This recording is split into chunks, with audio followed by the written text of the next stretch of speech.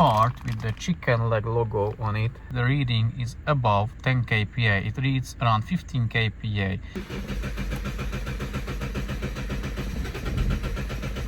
How can it be possible that the exhaust camshaft, which is here on the back, can make this one, the vacuum pump, go bad if it's the intake camshaft here connected to the vacuum pump?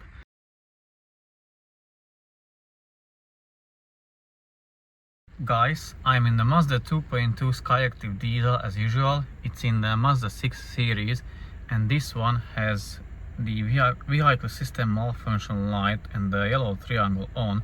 It doesn't have the check engine light. So I scanned for codes and it has stored P258B with the vacuum pump out of range, or the circuit is not working properly. So basically what that means, that's the part with the chicken leg logo on it went bad. So let me show you how to test it and how I know that's wrong with the car. So let's check for the live data, and you need to scroll down or find the brake booster pressure sensor, and as you can see, the reading is above 10 kPa. It reads around 15 kPa. So if it's working properly, it should read below 10 kPa definitely, and what usually reads is 7.6 kPa, as you can see from my other videos. And now if I press the brake pedal, the number rises, but it should fall back below 10 kPa quite quickly, and as you can see, it doesn't fall back quickly. So that's the problem. And then now let me show you where this is located inside the engine bay and how to change it and what causes the problem. So the hood is open, or the bonnet is open, and the part is located here, as you can see there. So I need to remove this intake pipe, maybe the battery, but not necessarily, and then swap the part over. It is held by 4 bolts and a bunch of vacuum and coolant lines, so I remove them, swap this over. I want to do it fairly quickly because my girlfriend is doing a barbecue, so the sausages are waiting for me. So once I swapped it over and changed it, I'll show you roughly how to do it, check back the live data, and then I'm going to have my pint of beer. Give me a packet of crisps in my pint. The intake box is removed, the charge pipe, the battery tray, the battery, and the intake parts as well, so that we have better access to the vacuum pump. Some may say it is not all necessary, and I somewhat agree, but because it's not that big of a deal and I have better access to everything, so I decided to remove. I undone the bolts for this bracket for the coolant hoses, and we are just going to pull it aside a bit, and then we will have access to the bolts for the vacuum pump. So the bolts are removed for the vacuum pump. I had to remove these 2 8mm bolts so that I can lift this one just a tiny bit off to have access to the one bolt here of the vacuum pump, which is there, and then now it should just slide off and then replaced with the new one. Vacuum pump bolts are 10mm bolts. So the old vacuum pump is out. I just basically pried it off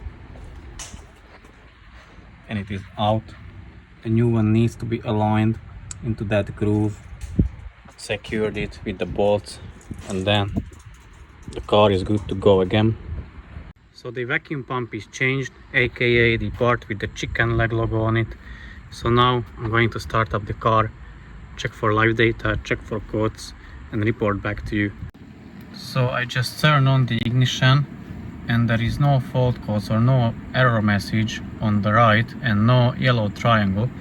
And even though if I check for trouble codes, it says no trouble code, but obviously check for live data and take for test drive as well.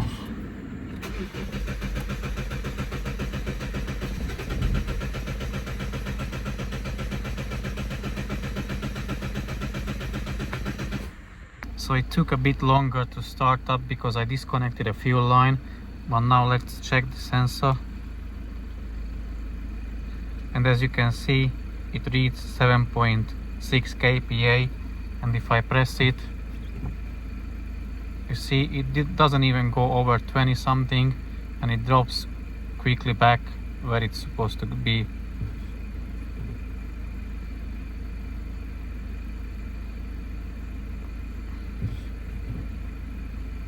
So it is working. You may have two valid questions, like why did it go bad, and if it did go bad because of the thing it did go, why didn't you change the other one? So basically this car was with me already, so as you can know, I've changed the exhaust camshaft, but the owner previously had error codes with the vacuum pump, so that's the indicator that your exhaust camshaft is worn.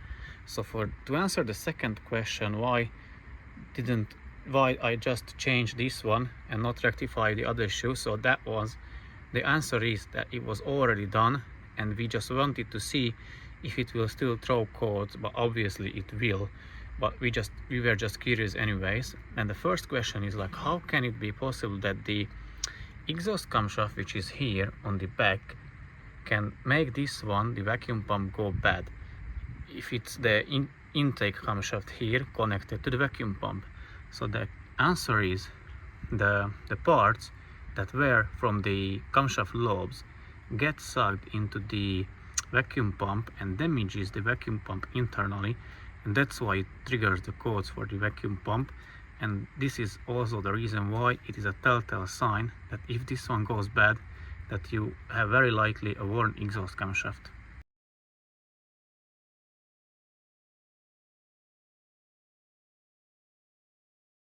It has stored P258B.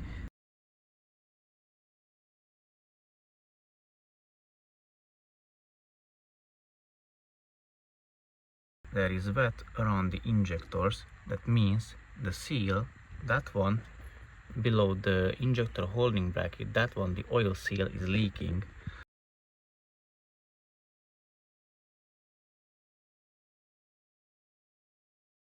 Here you can see, here is the exhaust camshaft, and let's further inspect it for wear. These are the lobes. As you can see, the material is missing there.